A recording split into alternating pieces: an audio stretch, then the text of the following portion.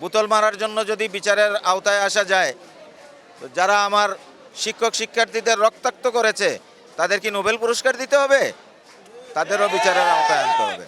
বোতলের আসলে যে বিষয়টা, এটা তো অনাকাঙ্ক্ষিত, এটা আমরা অবশ্যই প্রত্যাশা করি না। আমরা দায়িত্বশীল ব্যক্তি, এই জন্য আমি আমার সমিতির পক্ষ থেকে আন্তরিকভাবে দুঃখ প্রকাশ করেছি।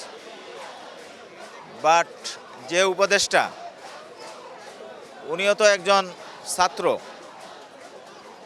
তো উনি সরকারের উপদেষ্টার দায়িত্বে থাকার পরে উনি জানলো যে এখানে অসংখ্য শিক্ষক এবং শিক্ষার্থী আহত হয়েছে, এইটার জন্য কিন্তু উনি কোনো দুঃখ প্রকাশ করলো না।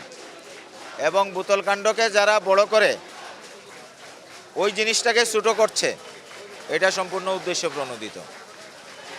এটা হইতেই পারে না। একটা সুস্থ বিবেকসম্পন্ন মানুষ সবার আগে শিক্ষক এবং শিক্ষার্থীদের উপর যে হামলা, সেটার নিন্দা জানানো উচিত। উপদেষ্টা মহোদয় আজকে পুলিশ প্রোটেকশন নিয়ে চলে, অথচ ছাত্রদের আন্দোলনের ফসলই উনি কিন্তু উপদেষ্টা।